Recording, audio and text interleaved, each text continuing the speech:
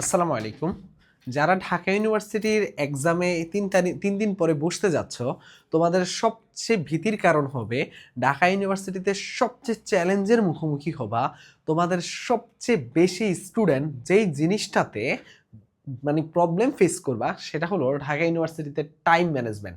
কারণ জানো, কারণ হলো যে ঢাকা ইউনিভার্সিটিতে তোমরা জানো যে এমসিকিউর জন্য আমাদের জন্য বরাদ্দ থাকে 45 মিনিট।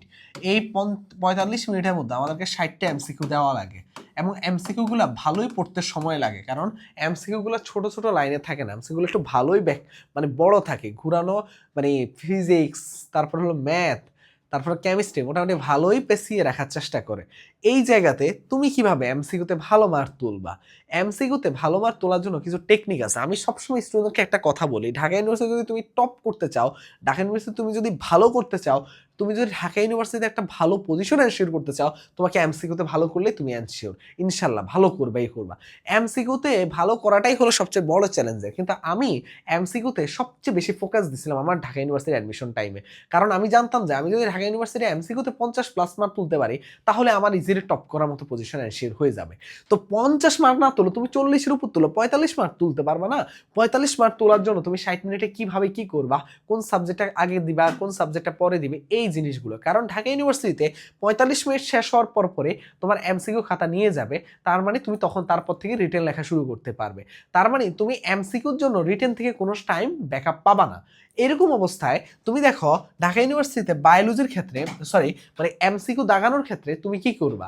এমসিকিউ দাগানোর ক্ষেত্রে তোমার যে টেকনিকটা অ্যাপ্লাই করা লাগবে, কারণ এমসিকিউ প্রশ্নের মধ্যে ম্যাথমেটিক্যাল টার্ম জিনিসগুলোকে পরে দাগাতে হয়, তাহলে কি হবে, তাহলে তোমার জন্য অনেক ইজি হবে, প্রসিডিউরটা অনেক সহজ হবে। তা আমি এমসিকিউ নিয়ে একটু সুন্দর করে সব বুঝাই দিব, কে কোনটা দাগাচ্ছ। যারা ম্যাথ দাগাবা তাদের ক্ষেত্রে কি হবে, যারা ম্যাথ বা বায়োলজির পরিবর্তে অল্টারনেটিভ বাংলা ইংরেজি দাগাবা তাদের ক্ষেত্রে কি হবে, আমি পুরো ডিটেলসে কথা বলতেছি। শোনো, এখানের মধ্যে যারা ম্যাথ অ্যান্সার করবা, আমি বেশি সময় নিব না তোমাদের কাছ থেকে, যারা ম্যাথ অ্যান্সার করবা এমসিকিউতে, সবার আগে তোমরা বায়োলজি অ্যান্সার করবা, কারণ বায়োলজি প্রশ্ন দেখে উত্তর দেওয়া যায়। আমার মতো স্টুডেন্ট যে বায়োলজি পারতাম না কিচ্ছু, সেই বায়োলজির প্রশ্ন অ্যানালাইসিস করে আমি বুঝে গেছিলাম যে ঢাকা ইউনিভার্সিটি কোন জায়গা থেকে প্রশ্ন হয়, কি হয় না হয়। সেখান থেকে আমি 13 মার্ক মনে হয় বায়োলজিতে নিশ্চিত করতে পারছি, নাকি 12 মার্ক। তারপরে তুমি দেখাবা কেমিস্ট্রি। কেমিস্ট্রি প্রশ্ন ভালোই মোটামুটি একটু লাইনগুলো বড় থাকে, বাট ভালোই সহজ হয়। খুব কঠিন আমি বলবো না, অনেক কঠিন আমি বলবো না, মোটামুটি তোমার থিওরি টাইপ প্রশ্নগুলা একটু একটু কনসেপচুয়াল রাখার চেষ্টা করে, তোমার একটু ম্যাথমেটিক্যাল টার্মে, খুব বেশি ম্যাথমেটিক্যাল টার্মও ইউজ করে না, তা খুব সুন্দর করে গুছানো হইতে প্রশ্নগুলা রাখে। তার জন্য কি করবা, কেমিস্ট্রি পরীক্ষা অ্যান্সারটা বায়োলজির পরপরই কেমিস্ট্রি করবা। কেমিস্ট্রির পরে কি করবা, কেমিস্ট্রির পরে তুমি যেটা করবা সেটা হলো ফিজিক্স। ম্যাথের আগে ফিজিক্সটা লাগানোর চেষ্টা করবা, কারণ ম্যাথে ভালোই টাইম কিল করে। আমি একটা ভালো টেকনিক শিখাই দিই এখানের মধ্যে। তুমি একটা কাজ করবা, তুমি এইখানে কিন্তু রুলস আছে ভাইয়া, এটা তো জাস্ট একটা টেকনিক বলতেছে, পরে আরো কয়েকটা ধাপ বলবো। তুমি ফিজিক্স ম্যাথের মধ্যে ফিজিক্সের যে সহজগুলো আগে পারো সেটা অ্যান্সার করবা, ম্যাথের যে সহজগুলো আগে পারো সেটা অ্যান্সার করবা। তারপরে তুমি যে কাজ করবা, তারপরে তুমি কি করবা, ফিজিক্সের কঠিনগুলোতে আসবা, ম্যাথের তারপর কঠিনগুলোতে সময় থাকলে যাবা। এখন এখানে আসি একটু বলি, তুমি এইগুলোর রুলসটা হলো কি, প্রথম ধাপে তুমি সব সহজগুলো অ্যান্সার করবা প্রত্যেকটা জায়গা থেকে, কোনো জায়গায় বসে থাকবা না যে বায়োলজিতে আমি বসে আছি তারপর কেমিস্ট্রি অ্যান্সার করবো তারপর ফিজিক্স অ্যান্সার করবো, এমন না। তুমি সবগুলাতে সমান তালে একসাথে অ্যান্সার করে যাবা সহজগুলা, তারপরে তুমি এসে কঠিনগুলাতে আবার এই প্রসিডিউরে আগাবা। বুঝতে পারছো বিষয়টা?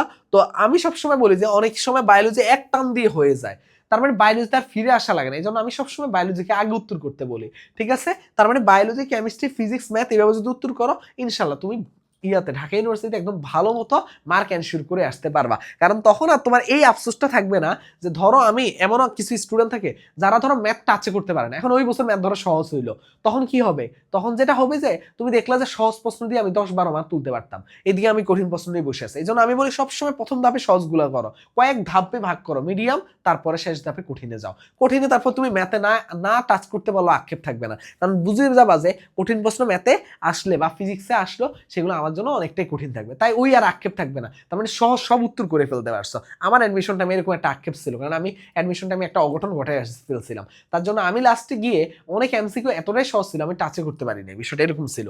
এরপর আসো ভাইয়া, তোমার হলো যে যারা মানে ম্যাথ দাগাবা না, যারা বাংলা বা ইংরেজি দাগাবা, অথবা যারা তোমার অপশনালের পরিবর্তে বাংলা ইংরেজি দাগাবা, তোমাদের ক্ষেত্রে দেখো বায়োলজি মাস্ট আগে দাগাবা, কারণ বায়োলজি প্রশ্ন ঢাকা ইউনিভার্সিটিতে প্যাটার্ন বোঝা যায়, প্যাটার্ন বুঝতে পারলে বায়োলজিতে ভালো করা যায়, তার জন্য বায়োলজি আগে দাগাবা। তারপরে তুমি দেখাবা বাংলা আর ইংলিশ, বাংলা অথবা ইংলিশ, যেটা তুমি অ্যান্সার করবে সেটা তুমি দেখাবা, বাংলা অথবা ইংলিশ। তারপরে তুমি দেখাবা কেমিস্ট্রি, তারপরে দেখাবা ফিজিক্স।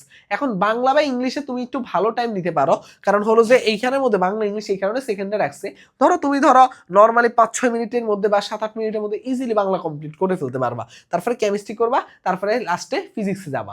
আর যদি কেউ ধরো বায়োলজি দাগাতে চাচ্ছ না, ম্যাথ দাগাতে চাচ্ছ, তাহলে তোমার ক্ষেত্রে কি হবে, বাংলা ইংরেজিটা আগে চলে আসবে, কেমিস্ট্রি ফিজিক্স ম্যাথ এইভাবে যাবে। আশা করি বুঝতে পারছো। এর মাঝখানে আমি একটু এটা বলি, এটা হলো ওই মানে এমসিকিউর জন্য, ওই মার্কশিটের ক্ষেত্রে। রিটেনের মধ্যে আরো সুন্দর একটা টিপস শিখাই দিব, তাহলে তুমি রিটেনেও অনেক ভালো একটা পজিশন এনশিওর করতে পারো, মানে ঢাকা ইউনিভার্সিটিতে। ছোট্ট করে বলে দেয়, ঢাকা ইউনিভার্সিটির পরে অনেক শিক্ষার্থীরা মেইন টার্গেট হয়ে দাঁড়াবে কৃষি, কারণ কৃষিতে সবচেয়ে বেশি সিট আছে।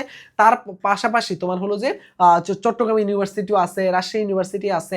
এই সকল প্রস্তুতি একটা ব্যাচের মাধ্যমে কমপ্লিট হবে, যেখানে আমি থাকতেছি, তোমাদের আশিক ভাইয়া থাকতেছেন, নাইমুর ভাইয়া থাকতেছেন, রাকিব ভাইয়া থাকতেছেন, সত্য ভাইয়া থাকতেছেন। এই একটা ব্যাচের মাধ্যমে, এই একটা ব্যাচে তুমি সব কিছু কমপ্লিট করতে পারবা, ফিজিক্স, ম্যাথ, কেমিস্ট্রি, বায়োলজি, ইংরেজি, এবং তোমার যেটাতে প্রবলেম থাকবে সেই এই ব্যাচ থেকে সেইটারে সাপোর্ট পেয়ে যাবা। এবং এই ব্যাচটার মধ্যে একটু আমি বলে দেই যে এই হোয়াটসঅ্যাপ নাম্বারে মেসেজ দিলে তুমি এটার বাকি বিস্তারিত বলতে পারবা, বাট ব্যাচে ভর্তি হয়ে গেলে তোমার শুধু কৃষি না, চট্টগ্রাম ইউনিভার্সিটি, রাজশাহী ইউনিভার্সিটি, জাহাঙ্গীরনগর সব জায়গায় এই বইটা তুমি কি পেয়ে যাবা, ফ্রি পেয়ে যাবা এই বইটা। তার মানে কি, এই সুযোগটাকে কাজে লাগাও ভাইয়া, এই সুযোগটাকে কাজে লাগাও। কারণ হলো যে একটা কোর্সের মাধ্যমে ঢাবির পরে যারা এই যে 13 দিন যে সময়টা আছে, মানে 15 দিনের কাছাকাছি যে সময়টা আছে, এই 15 দিনে যদি কেউ কাজে লাগাতে পারো, কৃষিতে তুমি টপ পজিশন একটা এনশিওর করতে পারবা ইনশাল্লাহ। ঠিক আছে, ইনশাল্লাহ। এবার আসি ভাইয়া, যে কথাই ছিলাম আর কি, রিটেনে আসি। তো যারা ভর্তি হবা তোমরা এই হোয়াটসঅ্যাপে মেসেজ দিলে হবে। রিটেনে আসি, রিটেনে হলো কি, রিটেনের ক্ষেত্রে তুমি কি করবা, আমরা সবচেয়ে বেশি ধরা খাই রিটেনে কেমিস্ট্রিতে। কেমিস্ট্রি প্রশ্ন থাকে অনেকগুলা, কিন্তু থাকে সহজ, কিন্তু এই সহজ প্রশ্নগুলোর দিকে আমাদের কি করে লোভ পড়ে যায়, তখন আমরা ধরা খেয়ে যায়, টাইম কিল করে ফেলি। এটা আমি করছি, আমার ভুল থেকে সব শিক্ষা দিচ্ছি তোমাদেরকে। তোমরা সবার আগে অ্যান্সার করবে বায়োলজি, সহজ প্রশ্ন রাখে, বৈশিষ্ট্য রাখে, পার্থক্য রাখে, এইরকম টাইপ প্রশ্ন রাখে, বৈজ্ঞানিক নাম রাখে, এগুলো রাখে। পারলে একদম পাক্কা নাম্বার, না পারলে স্কিপ, শেষ। তোমার হলো যে যা যতটুকু জানো ততটুকু লিখে আসবা, রিটেনের ক্ষেত্রে যা জানো তাই লিখে আসবা, ঠিক আছে, কোনো কিছু ছেড়ে আসবা না। ম্যাথের ক্ষেত্রে কি করবা, ম্যাথের ক্ষেত্রে 4টা ম্যাথ থাকবে, খুব কঠিনও না খুব সহজও না, সুন্দর করে দিবা, না পারলে শর্টকাট মেরে দিবা, কিন্তু তাও ম্যাথগুলো অ্যান্সার করে আসবা। শর্টকাটটাও ফুল মার্ক দেয়, আমাকে দিচ্ছিল, আমি নিজে শর্টকাট করছিলাম যোগজীকরণে, তোমার হচ্ছে ক্ষেত্রফল নির্ণয়, ওই যে 16/3a² এই শর্টকাট দিয়ে। তারপর দেখো ফিজিক্সের ক্ষেত্রে কি করবা তুমি, ফিজিক্সের ক্ষেত্রে তুমি যে কাজটা করবা সেটা হলো যে সবচেয়ে ভালো মতো, কারণ ফিজিক্সের প্রশ্ন কঠিন হয়, তাই ফিজিক্স আর কেমিস্ট্রির মধ্যে তুমি দেখবা যে প্রশ্নের মধ্যে কোনটা সহজ। যদি দেখো কেমিস্ট্রি সহজ, তাহলে কেমিস্ট্রিটাকে আগে নিয়ে আসবে, যদি দেখো ফিজিক্স কঠিন, ফিজিক্সটাকে পরে নিয়ে যাবা। বুঝতে পারছো? এখন ফিজিক্সের টাইম নষ্ট করার সময় নেই আমার, কারণ প্রশ্ন যদি এখন অন্য গ্রহ থেকে দিয়ে রাখে তাহলে তো আমার টাইম নষ্ট করা যাবে না, তার জন্য এখানে সময় নষ্ট করবো না। কেমিস্ট্রি সহজ হলে কেমিস্ট্রিটাকে আগে নিয়ে আসবে। আর যদি ফিজিক্স নর্মাল ধারা আগের বছরগুলোতে, গত 2 বছর আগের গুলোতে যেভাবে প্রশ্ন হতো ওইটা হয়, তাহলে ফিজিক্স অ্যান্সার করবে, কারণ 4টা প্রশ্নে সময় কম লাগবে। তো তোমাকে পরীক্ষার হলে এই ডিসিশনটা নেওয়া লাগবে। আশা করি যে এমসিকিউ এবং রিটেনে তুমি ভালো করার জন্য এই যে টেকনিকগুলো বলছে এগুলো যদি অবলম্বন করতে পারো, ইনশাল্লাহ তুমি ভালো করবা। সবার জন্য শুভকামনা রইল। ঢাকা ইউনিভার্সিটিতে একটা সিট এনশিওর করো, এবং তারপরে কিন্তু ঢাকা ইউনিভার্সিটিতে যে কোনো সিট হলে যে পড়তে, মানে আমরা কিন্তু মনে করি যে আসলে অ্যাডমিশন টেস্টে ঢাকা ইউনিভার্সিটি, মেডিকেল এগুলোই সব, কিন্তু না ভাইয়া, সাবজেক্টের অনেক বড় ম্যাটার আছে। যেটাই হোক না কেন, অ্যাডমিশন টেস্টের মধ্যে তোমাকে কি করতে হবে, শেষ পর্যন্ত লেগে থাকতে হবে, এটা হলো মেইন কথা। তো সবার জন্য শুভকামনা রইল। অনেকেই ভিডিও দেখো, সাবস্ক্রাইব করতে ভুলে যাও, সাবস্ক্রাইব করতে ভুলবা না। ইনশাল্লাহ একটা বেস্ট রেজাল্ট হবে। আল্লাহ হাফেজ, আসসালামু আলাইকুম।